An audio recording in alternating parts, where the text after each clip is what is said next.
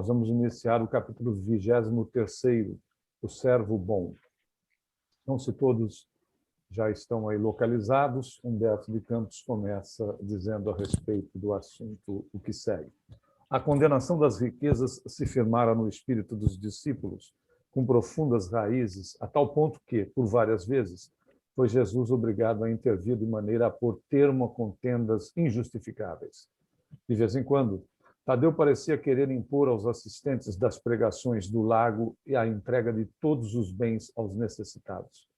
Filipe não vacilava em afiançar que ninguém deveria possuir mais que uma camisa, constituindo uma obrigação tudo dividir com os infortunados, privando-se cada qual do indispensável à vida. E quando o pobre nos surge somente nas aparências, replicava judiciosamente Levi. Conheço homens abastados que choram na coletoria de Cafarnaum, como miseráveis mendigos, apenas com o fim de se eximirem dos impostos. Sei de outros que estendem as mãos à caridade pública e são proprietários de terras dilatadas.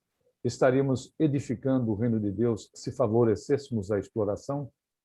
Tudo isso é verdade, redarguia Simão Pedro. Entretanto, Deus nos inspirará sempre nos momentos oportunos, e não é por essa razão que deveremos abandonar os realmente desamparados. Levi, porém, não se dava por vencido e retrucava. A necessidade sincera deve ser objeto incessante de nosso carinhoso interesse. Mas, em se tratando dos falsos mendigos, é preciso considerar que a palavra de Deus nos tem vindo pelo Mestre, que nunca se cansa de nos aconselhar vigilância. É imprescindível não viciarmos o sentimento de piedade a ponto de prejudicarmos os nossos irmãos no caminho da vida. O antigo cobrador de impostos expunha assim a sua maneira de ver, mas Filipe, agarrando-se à letra dos ensinos, replicava com ênfase. Continuarei acreditando que é mais fácil a passagem de um camelo pelo fundo de uma agulha do que a entrada de um rico no reino do céu. Jesus não participava dessas discussões, porém sentia as dúvidas que pairavam no coração dos discípulos.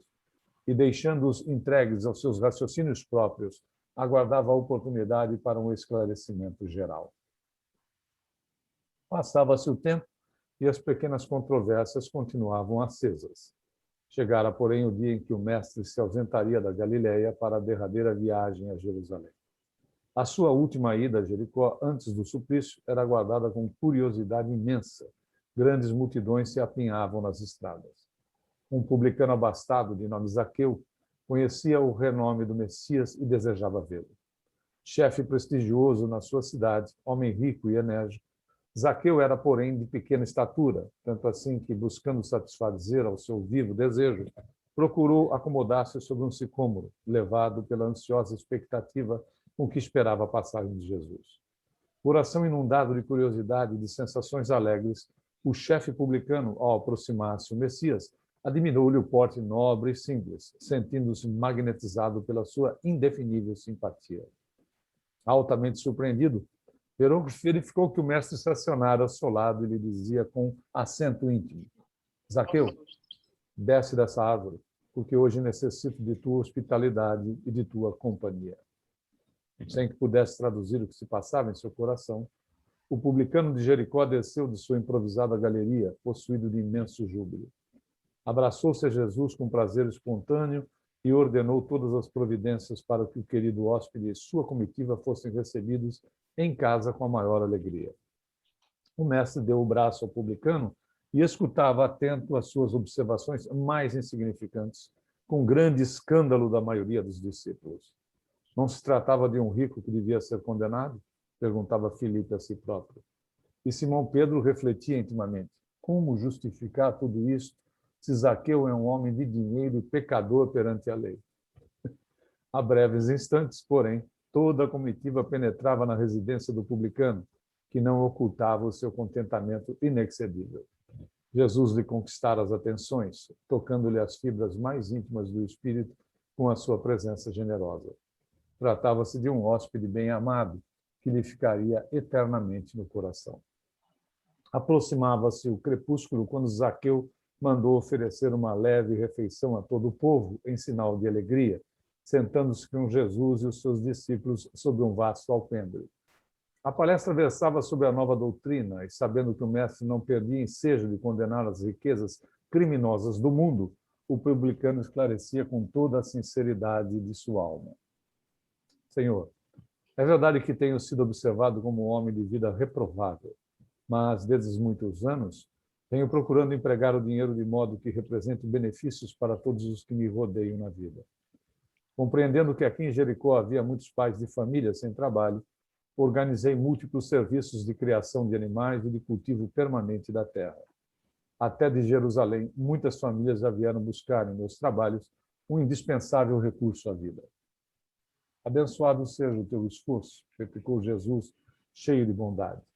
Zaqueu ganhou novas forças e murmurou: os servos em minha casa nunca me encontraram sem a sincera disposição de servi-los. Regozijo-me contigo, exclamou o Messias, porque todos nós somos servos de nosso Pai. O publicano que tantas vezes fora injustamente acusado, experimentou grande satisfação. A palavra de Jesus era uma recompensa valiosa à sua consciência dedicada ao bem coletivo. Extasiado, levantou-se e, estendendo ao Cristo as mãos, exclamou alegremente: Senhor, Senhor, tão profunda é a minha alegria que repartirei hoje com todos os necessitados a metade dos meus bens. E se em alguma coisa tenho prejudicado alguém, indenizá-lo-ei quadruplicadamente. Jesus o abraçou com um formoso sorriso e respondeu: bem-aventurado és tu que agora contemplas em tua casa a verdadeira salvação. Alguns dos discípulos, notadamente Filipe e Simão, não conseguiam ocultar suas deduções desagradáveis. Mais ou menos aferrados às leis judaicas e atentando somente no sentido literal do Messias, estranhavam aquela afabilidade de Jesus, aprovando os atos de um rico do mundo, confessadamente publicano e pecador. E como o dono da casa se ausentasse da reunião por alguns minutos, a fim de providenciar sobre a vinda de seus filhos para conhecer o Messias, Pedro e outros prorromperam numa chuva de pequeninas perguntas. Por que tamanha aprovação a um rico mesquinho? As riquezas não eram condenadas pelo evangelho do reino? Por que não se hospedarem numa casa humilde, e sim naquela vivenda suntuosa, em contraposição aos ensinos da humildade? Poderia alguém servir a Deus e aos mundos de pecados? O mestre deixou que cessassem as interrogações e esclareceu com generosa firmeza.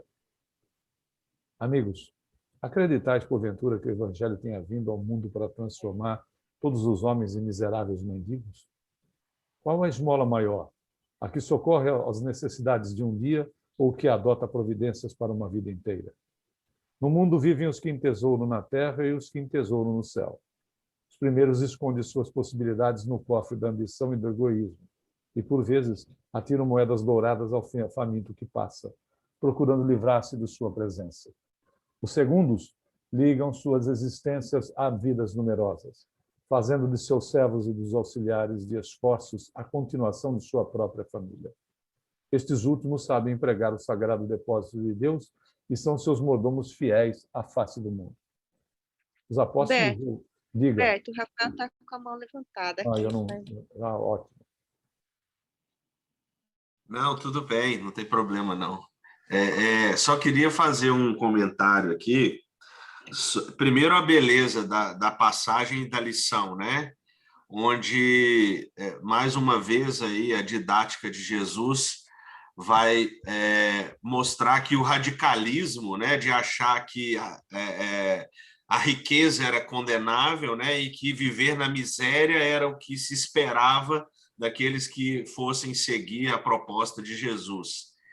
E aí me vem à mente aqui a cena, né, imaginando Zaqueu tentando se justificar para Jesus em relação a, olha, apesar de tudo que o senhor tenha ouvido a meu respeito, né, eu ajudo muita gente, os meus servos têm aqui comigo, né, a base da subsistência, até em Jerusalém, né, tem famílias que eu ajudo e muita coisa que eu emprego da minha riqueza é em prol dos outros.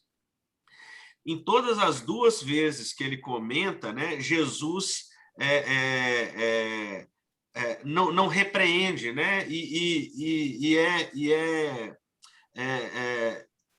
e e age de uma forma agradável, né? Até que ele vai caindo em si e toma a decisão de devolver tudo que a quem ele possa ter prejudicado e 4 vezes mais, né? Aonde ele vai e fala, abençoado seja, né, você. Então, para mim é muito claro essa capacidade de Jesus de conduzir um raciocínio e fazer com que a pessoa caia, né, em si e tire uma conclusão coerente por si própria, né, por si mesma. Né? Porque se a hora que ele começasse a falar, olha, eu ajudo, já ajudo em Jerusalém, Jesus repreendesse e falasse, mas você ajuda pouco, você não faz o suficiente, e ainda assim você é muito egoísta, é mesquinho e etc., né? Provavelmente não levaria Zaqueu a tirar essa conclusão por conta própria. Né? E depois mostrando que o papel da riqueza material tem fundamento aqui ainda no plano terrestre, porque a gente precisa dele, né? Precisa das somas em dinheiro, das propriedades e dessas pessoas que vão saber compartilhar com os outros que têm menos. Achei muito legal, isso me veio aqui, como se eu estivesse vendo a cena acontecer. Rafael, acho que é muito importante essa sua observação, porque às vezes nós temos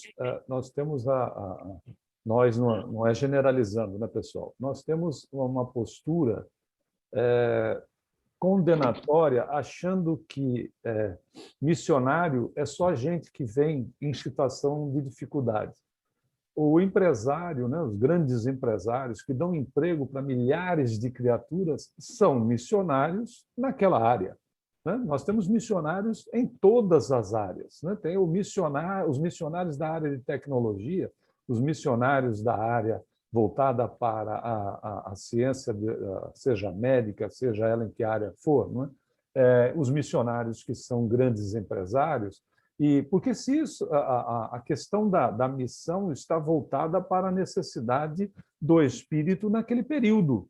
E existem outros missionários que vêm, inclusive, demonstrando que, apesar das dificuldades, sejam de origem financeira, de origem de saúde, até quando as duas coisas não estão juntas, mostrando que é possível fazer quando se queira, esteja na condição em que estiver. Né?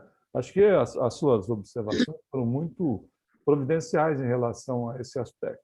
Uma curiosidade a respeito de Zaqueu é que existe tem até um livro que se chama O 13º Apóstolo. Muitos estudiosos atribuem o Zaqueu ser a reencarnação do Bezerra de Menezes. O doutor Bezerra de Menezes teria sido Zaqueu. Esse livro, 13º Apóstolo, é um estudo a respeito do assunto. Bom, não importa, só uma curiosidade. Uma outra curiosidade também é que o sicômoro que o Zaqueu subiu ainda existe lá na rua, com a identificação de que foi o sicômoro onde o Zaqueu subiu, né? Ou seja, nessa árvore. Mas é importante a gente ter ideia de que, por exemplo, nós temos espíritos que reencarnam e são extremamente sovinas com o nada que tem, enquanto outros reencarnam, são extremamente sovinas com tudo que tem, e outros que reencarnam numa condição de Zaqueu, né, que são criaturas que estendem o bem através do emprego, através de fundação, por exemplo. E às vezes nós ouvimos as seguintes colocações: o cara monta a fundação porque ele é bilionário, trilhardário, e assim ele não paga imposto. Ora, se ele está atribuindo o dinheiro para o benefício das pessoas, né, sempre tem um porquê. Eu me lembro de uma situação, indo de um polo ao outro, a respeito do Divaldo. O Divaldo, pessoal, tudo aquilo que o Divaldo faz, né? O próprio Chico passou por isso também, né? Mas o cara usa peruca e o Divaldo pinta cabelo. Quer dizer, é de uma pequenez a análise em relação, quer dizer, esquece todo o benefício dessas pessoas, né, para querer apequenar por uma condição que é ridícula. É a mesma coisa, às vezes, em relação a essas fundações. Né? O indivíduo monta uma fundação, ajuda milhares, quando não milhões de pessoas, e a condição é, porque é para ele não pagar imposto. Ora, é de doer. Tem mais alguém com a mão aí? Marisa, Ayrton e Sandra. Não, vai aí, Tony, depois eu vou, depois de Sandra. Eu vou por último. Então, Ayrton. Obrigado. Embora a ladies first, mas obrigado pela deferência, Marisa. Eu acho que, na mesma sintonia que o Rafa, há uma condenação muito clara aqui ao radicalismo, né? E, quer dizer, em vários momentos Jesus condena isso, né? Porque o radicalismo nos deixa cego, né? Claro que era justificável para a época essa raiva que eles tinham dos publicanos, primeiro porque os publicanos representavam não só os cobradores de impostos, mas, sobretudo, representavam o Império Romano, que tinha dominado e subjugado o povo escolhido por Deus. Como é que o povo escolhido por Deus foi subjugado por alguém que não era escolhido por Deus na cabeça dos judeus? E isso era muito utilizado, sob o ponto de vista político, para travar a guerra ideológica para o povo contra o Império Romano, enquanto a elite continuava no seu casamento promíscuo com Roma, né? Mas qualquer semelhança hoje com a realidade não é mera coincidência, né? Continuamos da mesma maneira. Então, esse radicalismo que era incentivado naquele momento, e aí é por isso que a maioria dos apóstolos não gostava dos publicanos, né? Por princípio, né? E Jesus vem falar assim, não é bem assim, né? E isso é fantástico, porque se a gente adota essa postura na nossa vida, de tentar entender, de tentar compreender o outro lado, de tentar compreender sem essa ideia pré-concebida e radical, isso facilitaria muito. E aí vem a consequência disso, né? De não julgar o próximo, é o que o Humberto falou. Às vezes a gente tem porque fulano de tal, Bill Gates, por exemplo, que doa milhões para a fundação, mas ele faz isso só para não pagar imposto. E aí eu perguntaria para mim mesmo, e você faz o quê? Né? É muito fácil a gente julgar o Bill Gates está fazendo isso para não pagar imposto, mas eu também não estou fazendo nada. Não, mas pelo menos eu não estou fazendo isso para não pagar. Você não está fazendo isso porque você não tem. Se você tivesse... Talvez você estivesse no mesmo barco, né? E aí Jesus vem nos mostrar, e aí eu concluo a minha intervenção, que não importa a posição que a gente está, não importa a situação, o que importa é o íntimo da pessoa. Porque em outra passagem, em outra passagem em que a pessoa disse que ia doar todos os seus bens para seguir Jesus, Jesus percebe que no íntimo não era isso, então ele repreende aquela pessoa. Não, doe tudo, não é só a parte, não, doe mais e tal. Né? Quando aquela passagem do jovem que deseja seguir Jesus, e aí Jesus fala, não, se desprende de tudo. E aqui, quando o Zaqueu diz que vai doar só a metade, Jesus não repreende.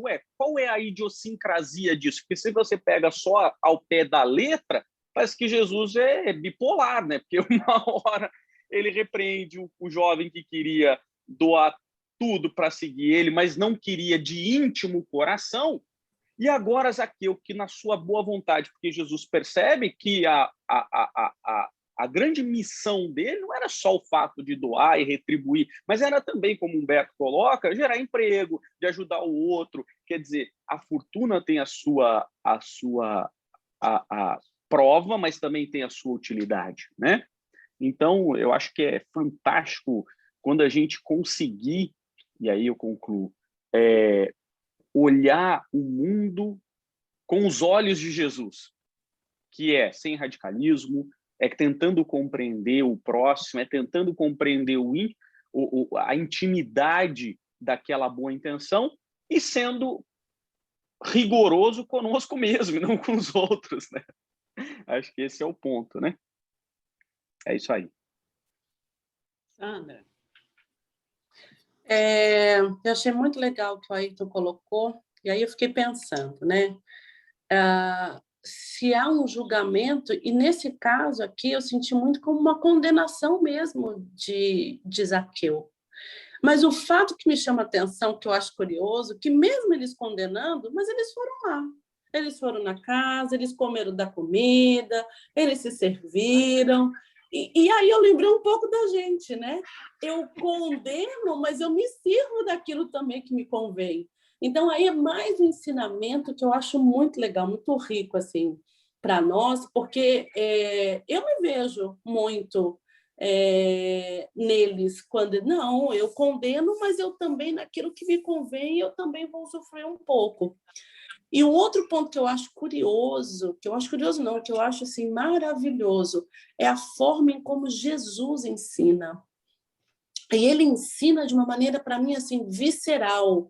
Ele não conceitua, ele dá o exemplo que, num primeiro momento, escandaliza, né? Aos olhos, assim, como que ele faz isso? Como a mulher adúltera, que ele senta, vem aqui conversar comigo, pode me seguir, e as pessoas ficam assim escandalizadas. A segurança com que ele faz isso, a certeza com que ele faz isso. Então, esses são os 2 pontos que eu queria colocar, que eu acho bem interessante. O Tom quer falar aqui. Você vai ter que trazer a cadeira aqui, Tom, por favor. Eu já estava lendo uma lista de Schindler, lá do filme, que alguém já assistiu. O impressionante é que, no final, ele tem um despertar bem parecido com Zaqueu.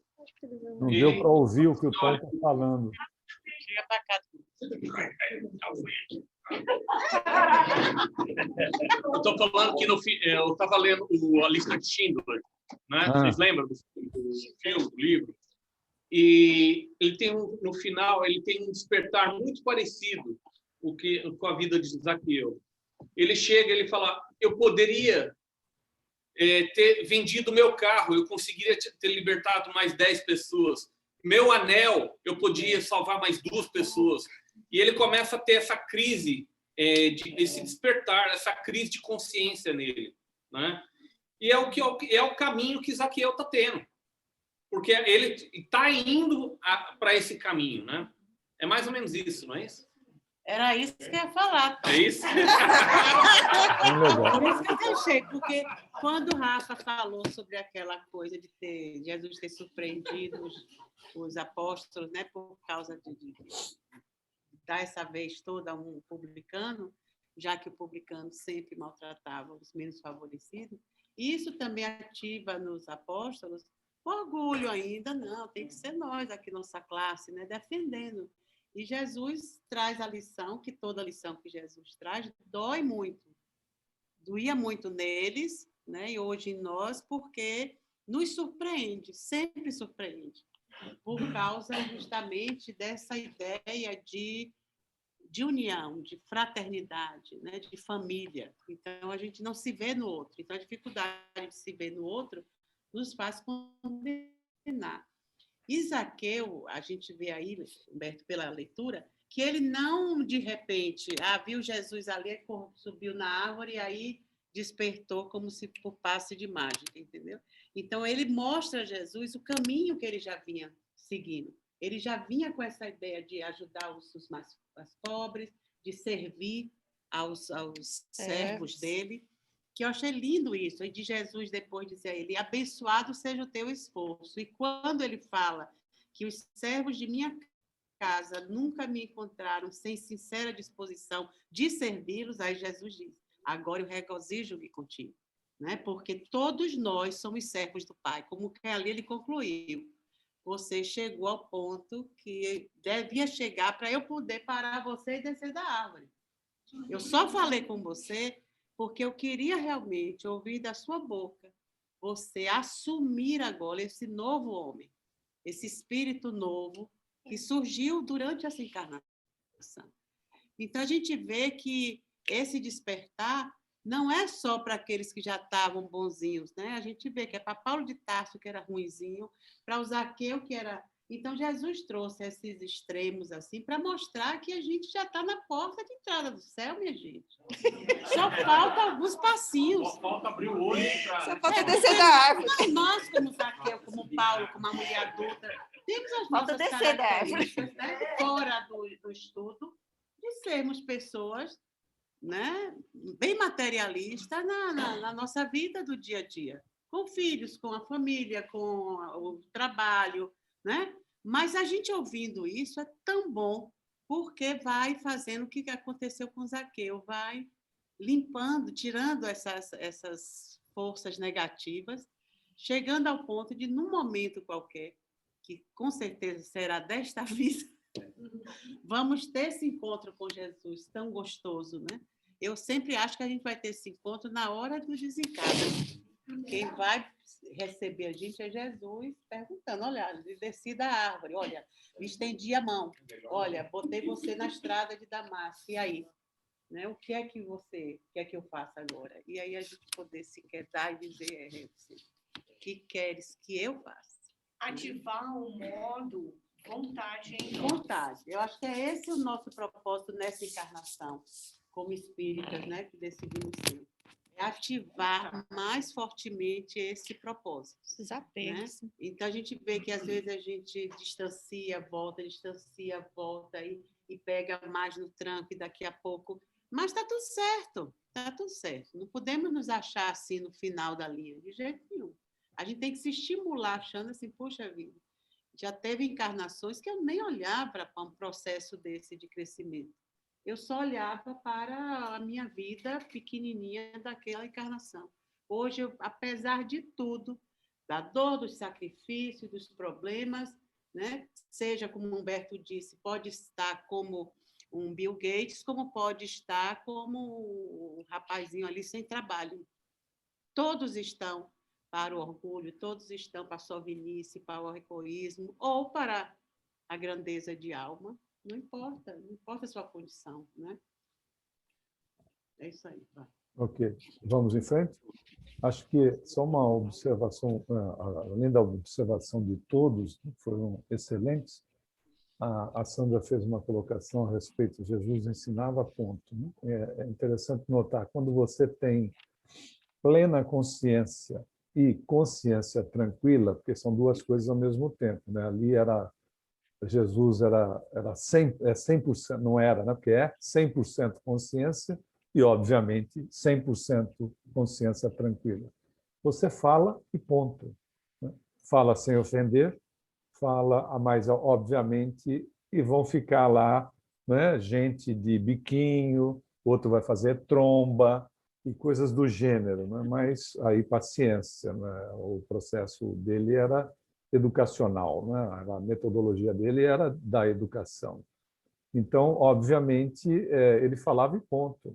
Né? Ou seja, não está preso com nada nem com ninguém, não está amarrado com esse nem com aquele, está literalmente junto com a verdade, ponto, né? Sem que ela fira, né, de uma maneira respeitosa, etc., para as pessoas, para a compreensão das pessoas naquele momento. É muito interessante isso, né? Porque ele respeita o momento das pessoas, a condição evolutiva das criaturas, inclusive dos próprios apóstolos, né? Que ficam lá achando que não, devia, na verdade, era fazer o seguinte, descer o sarrafo em pessoas que tivessem uma situação de melhor posicionamento na vida por conta daquilo que a gente já sabe da história, que o Ailton até lembrou para nós, da relação de impostos e tudo mais. Bom, enfim, os apóstolos ouviam-no espantados. Filipe, desejoso de se justificar, depois da argumentação incisiva do Cristo, exclamou: Senhor, eu não compreendia bem porque trazia o meu pensamento fixado nos pobres que a vossa bondade nos ensinou a amar. Entretanto, Filipe, elucidou o mestre, é necessário não nos perdermos em viciações do sentimento. Nunca ouviste falar numa terra pobre, numa árvore pobre, em animais desamparados? E, acima de tudo, nesses quadros da natureza a que Zaqueu procura atender, não vês o homem, nosso irmão? Qual será o mais infeliz? O mendigo sem responsabilidade, a não ser a da sua própria manutenção, ou um pai carregado de filhinhos a lhe pedirem pão. Como André o observasse com grande brilho nos olhos, maravilhado com as suas explicações, o mestre acentuou: sim, amigos, ditosos os que repartirem os seus bens com os pobres, mas bem-aventurados também os que se consagrarem suas possibilidades aos movimentos da vida, cientes de que o mundo é um grande necessitado e que sabem, assim, servir a Deus com as riquezas que lhes foram confiadas. Em seguida, Zaqueu mandou servir uma grande mesa ao Senhor e aos discípulos, onde Jesus partiu o pão, partilhando do contentamento geral.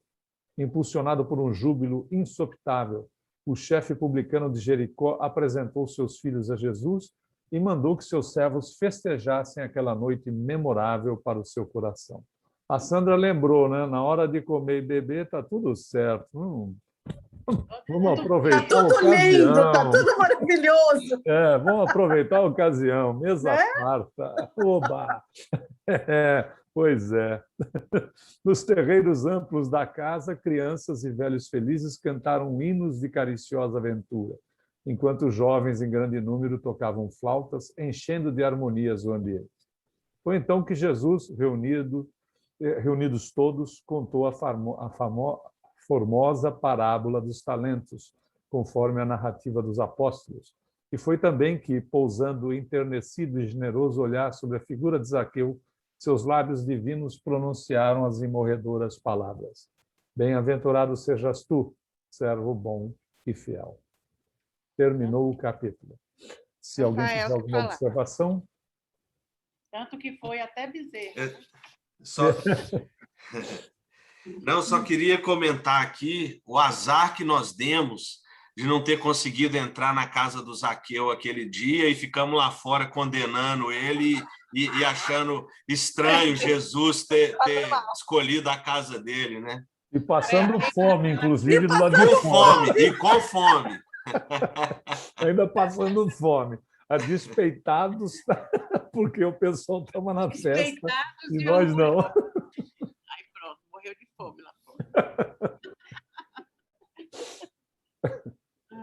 Se não tiver mais observação, vamos começar o 24º, a ilusão do discípulo. Jesus havia chegado a Jerusalém sob uma chuva de flores. De tarde, após a consagração popular, caminhavam Tiago e Judas, lado a lado, por uma estrada antiga, marginada de oliveiras, que conduzia às casinhas alegres de Betânia. Judas Iscariotes deixava transparecer num semblante íntima inquietação, enquanto no olhar sereno do filho de Zebedeu fulgurava a luz suave e branda que consola o coração das almas crentes. Tiago, exclamou Judas, entre ansioso e atormentado, não achas que o mestre é demasiado simples e bom para quebrar o jugo tirânico que pesa sobre Israel, abolindo a escravidão que oprime o povo eleito de Deus? Mas, replicou o interpelado, poderias admitir no mestre as disposições destruidoras de um guerreiro do mundo? Não tanto assim. Contudo, tenho a impressão de que o Messias não considera as oportunidades. Ainda hoje tive atenção reclamada por doutores da lei que me fizeram sentir a inutilidade das pregações evangélicas, sempre levadas a efeito entre as pessoas mais ignorantes e desclassificadas. Ora, as reivindicações do nosso povo exigem um condutor enérgico e altivo. Israel, retrucou o filho de Zebedeu, de olhar sereno, sempre teve orientadores revolucionários. O Messias, porém, vem efetuar a verdadeira revolução, edificando o seu reino sobre os corações e nas almas. Judas sorriu algo irônico e acrescentou: mas poderemos esperar renovações sem conseguirmos o interesse e a atenção dos homens poderosos? E quem haverá mais poderoso do que Deus, de quem o Mestre é o enviado divino? Em face dessa invocação, Judas mordeu os lábios, mas prosseguiu. Não concordo com os princípios de inação e creio que o Evangelho somente poderá vencer com o amparo dos prepostos de César ou das autoridades administrativas de Jerusalém que nos governam o destino. Acompanhando o mestre nas suas pregações em Cesareia, em Sebaste, em Corazim e Betsaida, quando das suas ausências de Cafarnaum, jamais o vi interessado em conquistar a atenção dos homens mais altamente colocados na vida. É certo de que seus lábios divinos sempre brotaram a verdade e o amor por toda parte, mas só observei leprosos e cegos, pobres e ignorantes, abeirando-se de nossa fonte. Jesus, porém, já nos esclareceu, obtemperou Tiago com brandura, que o seu reino não é deste mundo. Imprimindo aos olhos inquietos um fulgor estranho, o discípulo impaciente revidou com energia. Vimos hoje o povo de Jerusalém a tapetar o caminho do Senhor com as palmas da sua admiração e do seu carinho. Precisamos, todavia, impor a figura do Messias às autoridades da corte provincial e do templo, de modo a aproveitarmos esse surto de simpatia. Notei que Jesus recebia as homenagens populares sem partilhar do entusiasmo febril de quantos o cercavam. Espera aí, só um minutinho, Rafael, que já paro no capítulo aqui. Que deu... Só um segundo.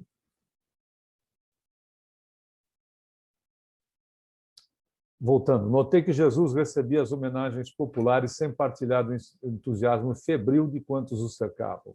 Razão por que necessitamos multiplicar esforços em lugar dele, a fim de que a nossa posição de superioridade seja reconhecida em tempo oportuno.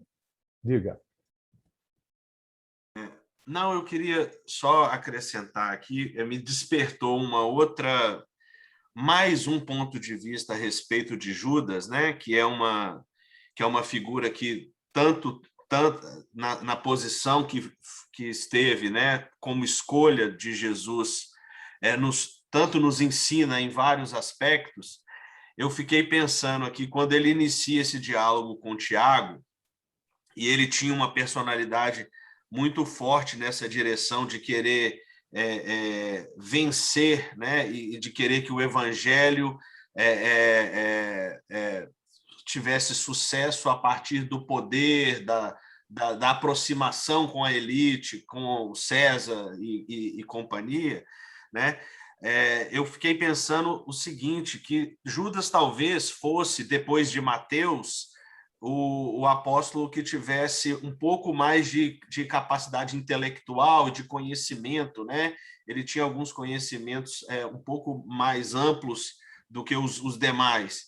E como muitas vezes nós, né, na certeza de estarmos certos e de querermos impor as nossas ideias, as nossas convicções, muitas vezes estamos colocando a nossa soberba, o nosso orgulho na frente da razão clara, né? Porque ali ele está contestando com Tiago a posição de Jesus e questionando até mesmo a capacidade de Jesus levar adiante aquela ideia sem se aproximar ou sem se beneficiar do poder, né? que ele julgava ser o que capacitaria a vitória do evangelho, né? Então, muitas vezes, nós nos enchemos de certeza e porque, às vezes, temos um certo conhecimento e nos posicionamos ali irredutíveis no nosso orgulho, na vaidade, para não dar o braço a torcer,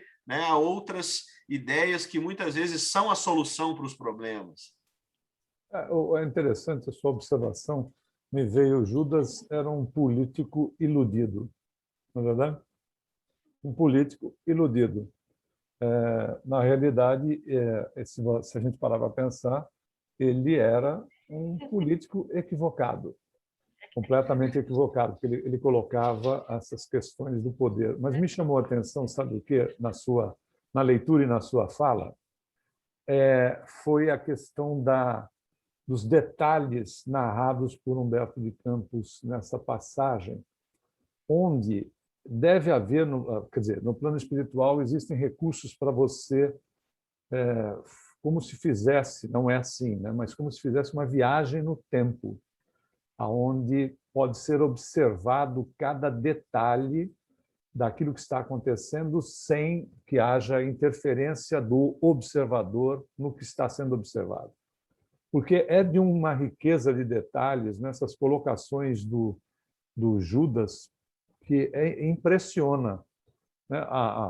Inclusive, o item de ele morder o lábio, coisas desse gênero, não é? Assim, fantástico, só de quem pôde ter observado, de fato, a ocorrência no tempo, como se fosse um teatro vivo. Mas muito interessante essa sua colocação. Tem um livro que se chama Barrabás, que é do professor José Herculano Pires, que fala também, apesar da figura central ser Barrabás, fala também das ilusões do próprio Judas, que era de Iscariotes. Vale a pena para quem tiver... Hoje está tudo PDF gratuito na internet. Mais alguém, Lina? A Sandra e o Ayrton. Sandra vacilou ali, tirou, não botou. Sandra. Não, eu não vou falar mais, porque aí o Humberto ele já falou o que eu ia comentar. Então, está bem endereçado. Conexão total. Ayrton. Eu, olhando a passagem de Judas, se a gente não soubesse algumas encarnações posteriores de Judas, eu ia dizer que ele foi Maquiavel depois, né? Para quem já leu O Príncipe, a gente vislumbra exatamente o que o Judas pensava e o que Maquiavel trouxe. Eu não vou entrar em detalhes sobre a questão da obra crítico, se Maquiavel escreveu aquilo pensando naquilo, criticando a forma de governo existente, não é esse o objetivo. Mas, de fato, Judas estava certo, né? No sentido de que, se você olhar somente o mundo e excluir que Jesus não veio para ser mundano, a única forma de você realmente dominar alguém, segundo Maquiavel, as duas formas, pelo amor ou pela dor, né? Então, pelo amor, se o rei deve ser amado ou temido, né? Era essa a discussão maquiavélica. E Judas, na verdade, conclui como Maquiavel que ele pode até ser amado, mas o dia que ele for só amado, ele vai ser traído. Coincidentemente, foi o que Judas fez, né? E então o rei deve ser, segundo Maquiavel, temido. E era isso que ele queria para Jesus, né? Porque Jesus era bom demais, então ele tinha que ser temido, como César era temido, para que ele fosse realmente respeitado e dominasse.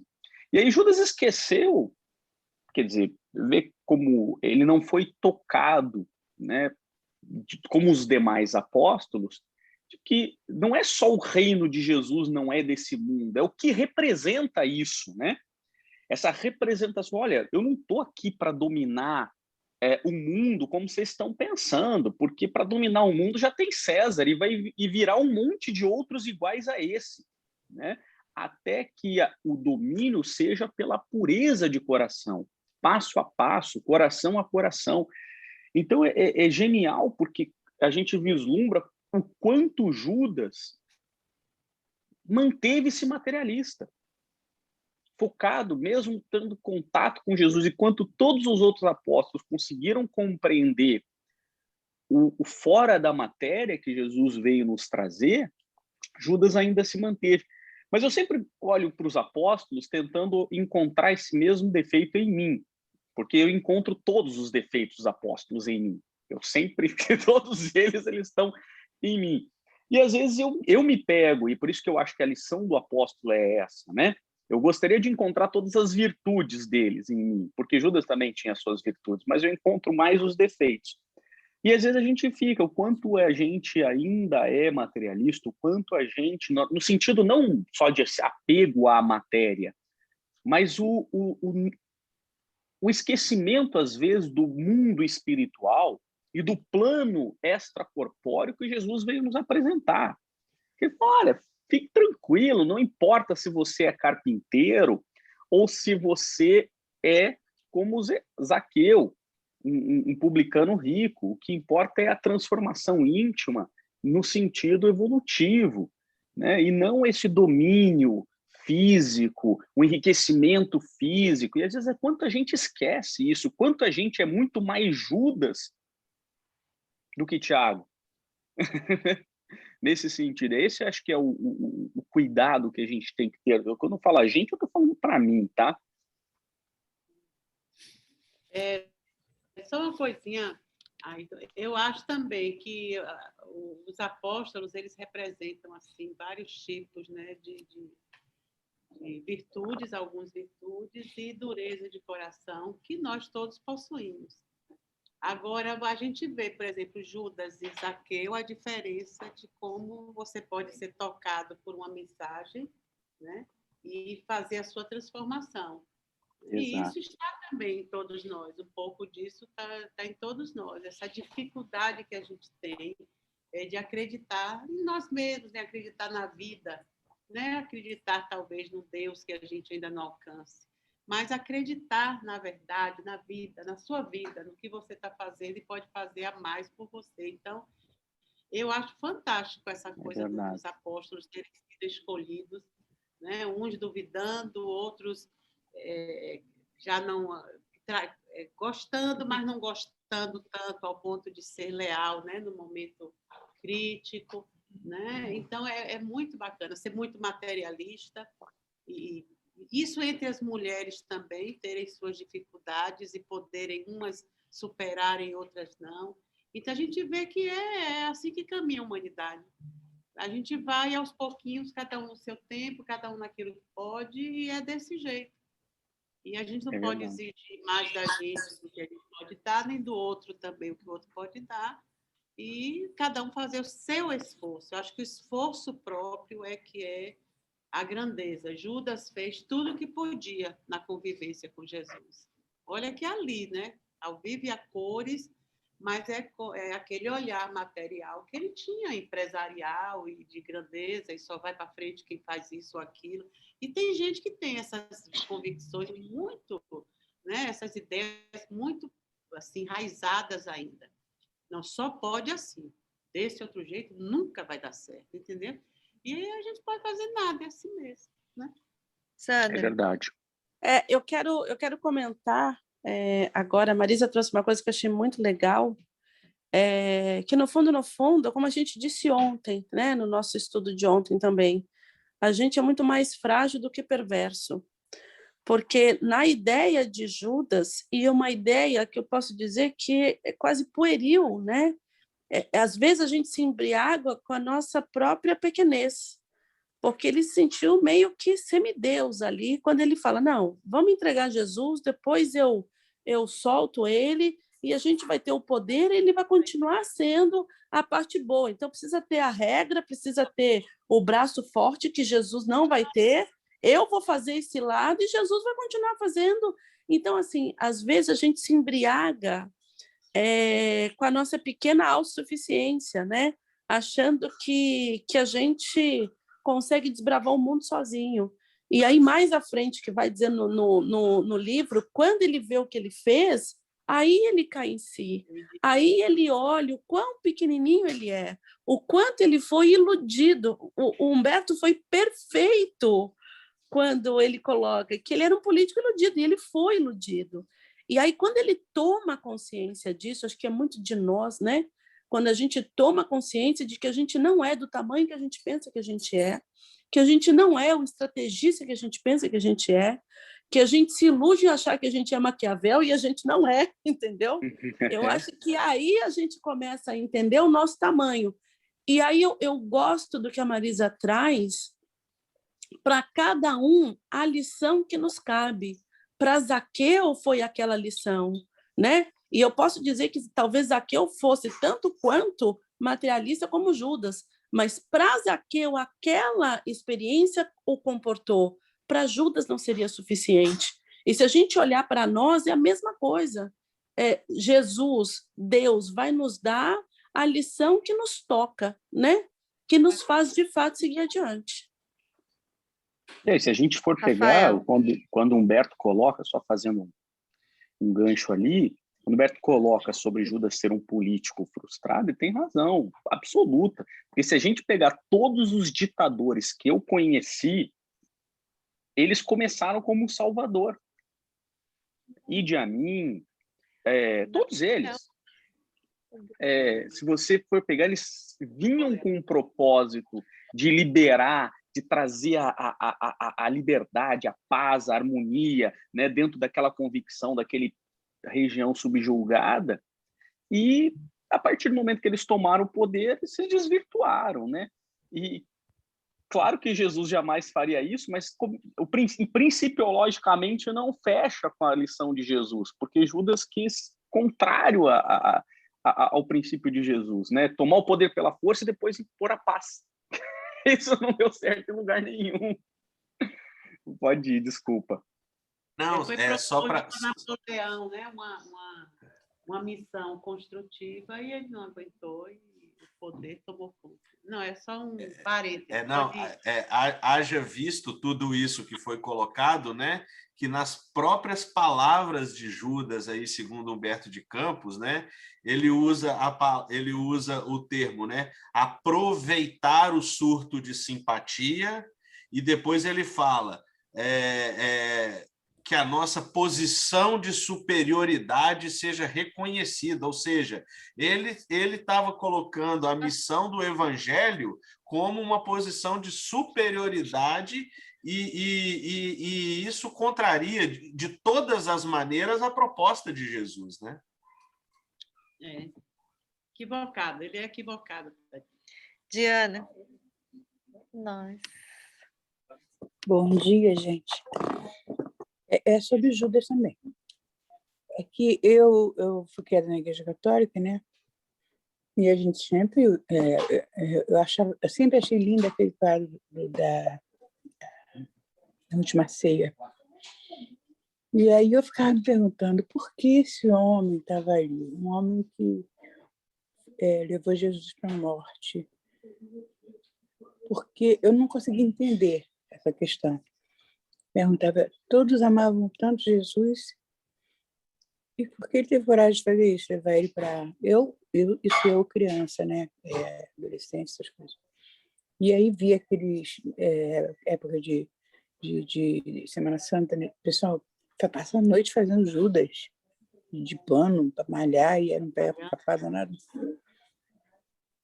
E hoje eu vejo que ele realmente amava Jesus, só que ele tinha essa fraqueza e não conseguiu se libertar dele. Mas o amor dele era realmente um amor como o dos outros, sincero, de reconhecer o poder de Deus, de Jesus. Talvez fosse até maior, né? Por isso que ele, quando cai em si, ele tira não a própria suporta. vida. Verdade. Não é uma situação tão simples, né? O indivíduo atentar contra a própria vida da maneira como acontece na situação dele, né? Quando o indivíduo percebe que cometeu um engano gravíssimo e que não tinha jeito de voltar atrás, né? Porque não iam liberá-lo, etc. Não liberariam Jesus de maneira alguma. Estava tudo muito armado, né? Alguns historiadores colocam que as 30 moedas que ele vendeu era também, para a época, as 30 moedas significavam o término de um acordo. Você, em dando os 30 moedas para Judas, havia o término do acordo no sentido moral, inclusive. Por isso que, veja, ele não vendeu Jesus por 30 moedas, porque se fosse tão vulgar, não tão comum quanto isso, ele não jogaria as moedas fora, e se fosse tão vulgar quanto isso, ele não iria depois cometer um ato contra a própria vida, finalizando a existência daquela maneira. Tanto é que os relatos são de que Jesus, depois do desencarne, vai retirá-lo da situação complicada que ele havia se colocado, né? O Judas havia se colocado. Então, você percebe que essa questão dessa relação com Jesus, né, do Judas para com Jesus, independente dos aspectos políticos, dos interesses imediatistas, era muito forte, né? Depois que ele constata, no momento que ele constata o equívoco, né, que poderia ser, conforme a Marisa lembrou, né, cada apóstolo, ou Ayrton, ou ambos, cada apóstolo reflete um aspecto da personalidade nossa, né? É interessante, não todos, evidentemente, né? Não dá para generalizar, mas é interessante como, às vezes, nós temos uma relação de muito respeito, de muito amor dentro daquilo que a gente entende que é amor para com a pessoa, mas toma atitudes, por vezes, que são infantis ou que são até mesmo absurdas, né? Com quem a gente tem um relacionamento muito próximo, de respeito, de amor, etc. Às vezes nós tomamos uma atitude que depois de tomar, dizer, meu Deus do céu, por que eu fui fazer isso com essa pessoa, inclusive? Não deveria ter feito com outras, mas com essa pessoa. Mas se nós nos pegamos, às vezes, dentro desse processo, né, dá para entender essa situação do imediatismo de Judas, a parte ilusória dele para com o povo. Porque se a gente parar para pensar, né, porque o pessoal só malha, né, porque tem até o dia de malhação lá.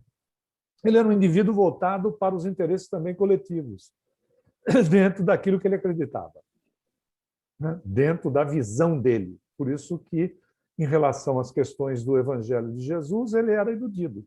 Né? Ele pensava no bem coletivo, na superioridade, inclusive, do povo. Porque, imagina, isso aí foi cultivado, não foi numa existência. Isso veio sendo cultivado nesse povo, geração após geração. Esse indivíduo que veio reencarnando veio com essa situação. Quando você sai do corpo físico, isso aí continuou valendo. Volta para o corpo físico, continua valendo.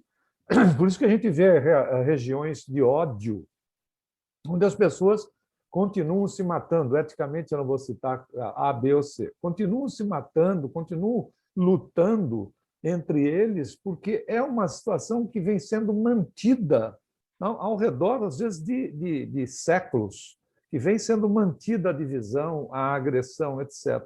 Para terminar isso, vai se dar pelo processo do autoesgotamento, que é gradativo, quando o indivíduo vai se esgotando nele mesmo e ele chega uma hora que diz, chega, eu não aguento mais esta situação. É aí que começa o processo transformador dele para com ele mesmo.